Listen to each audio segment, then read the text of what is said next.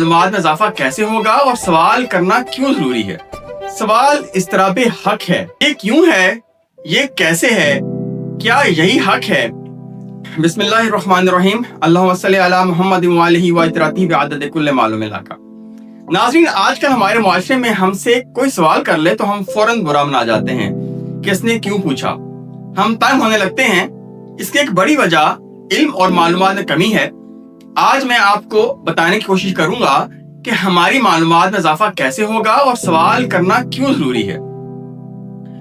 नाज़रीन, अकल या ज़हन इस वक्त बेदार नहीं होता जब इंसान सिर्फ सुनता है। अकल उस लम्हे जागती है जब दिल में एक हल्की सी बेचैनी जन्म लेती है और जुबान या खामोशी में एक सवाल उभरता है। बुजुर्ग कहते हैं, सवाल इस्तराबे हक है और इस्तराब के बगैर ना तलाश होती है ना मार्फत।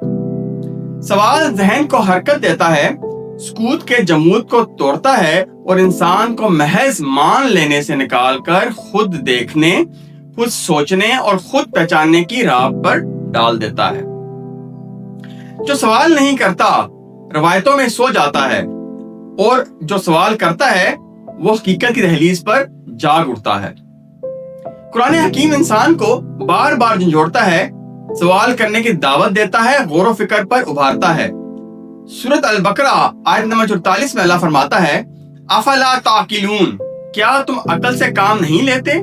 और एक और जगह अल्लाह फरमाता है कि अफला यतफक्करून, क्या ये लोग गौर व फिक्र नहीं करते।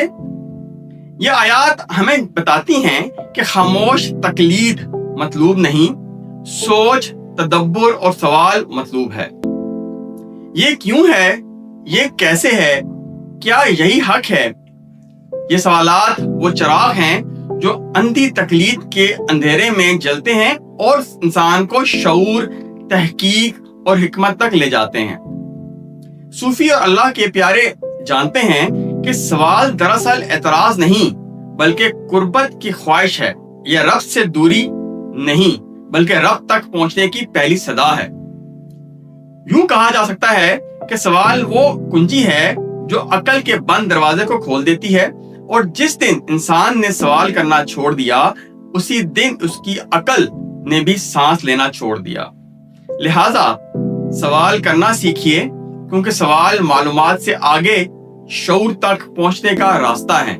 और मेरे नजदीक सादा मगर गहरी बात यही है, सवाल अकल का दरवाजा है।